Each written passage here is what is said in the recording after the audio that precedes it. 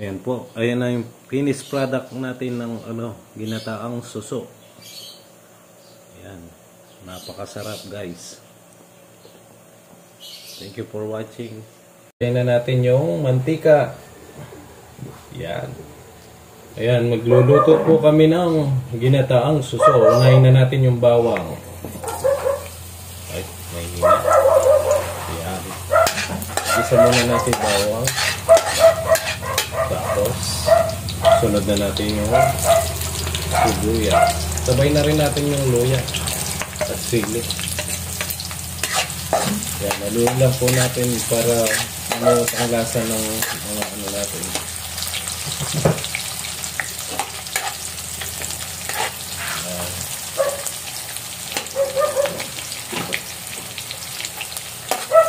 Tapos, next po natin yung ginisang bagong. Ito po, nagisa na to. Iyaano na lang natin para may alat po siya.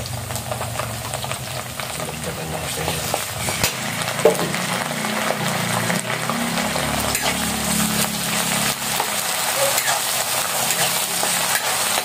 Haluin lang po natin.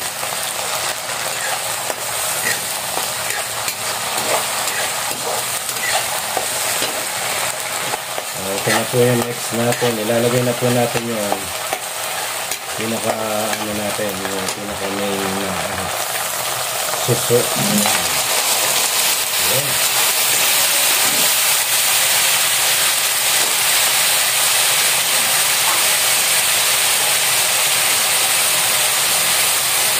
Ayan, haluin lang po natin para maluto yung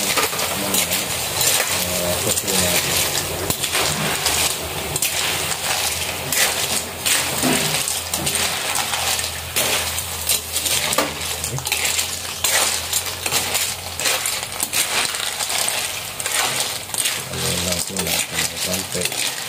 Pagkatapos po niyan, ilalagay na natin yung pangalawang gata.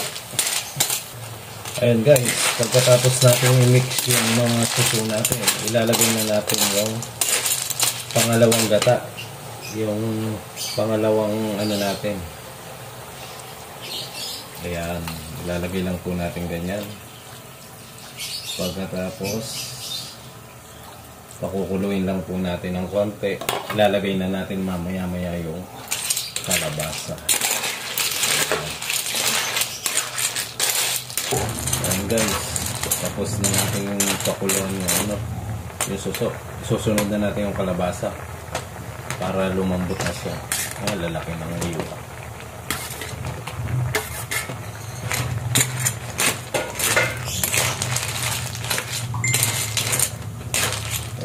Pakulungin muna natin siya ng konti bago natin ilagay yung sitaw. Sa uli na yung sitaw kasi baka mamaya madurog. Next natin yung sitaw.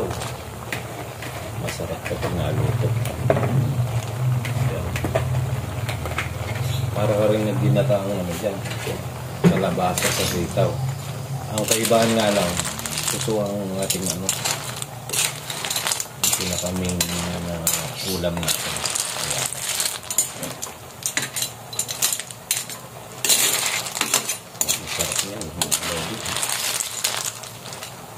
Tutuyin natin ng konti tapos lalagay natin yung unang gata. Yun ang pinakamasarap sa lahat.